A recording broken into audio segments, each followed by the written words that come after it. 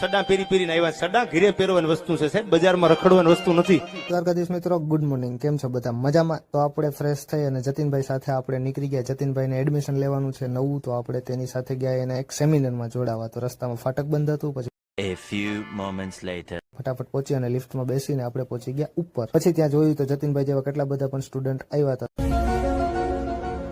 Seminar attend કરી અને પછી આપણે પાછા આવતા રહ્યા બપોરના ઘરે. ઘરે આવી જમીને થોડી વાર આરામ કર્યો. ત્યાં તો 4 વાગ્યા. તો જોયું ત્યાં તો ફૂલ વરસાદ આવતો હતો. કાલે જુનાગઢમાં બહુ વરસાદ થયો હોય. 4 વાગ્યાનો ચાલુ થયો હતો. પછી આપણે રાતે જમીને બહાર નીકળ્યા તો રસ્તામાં જો કેટલું પાણી ભરાઈ ગયું હતું. પછી આપણે પહોંચી ગયા વિજયભાઈ પાસે.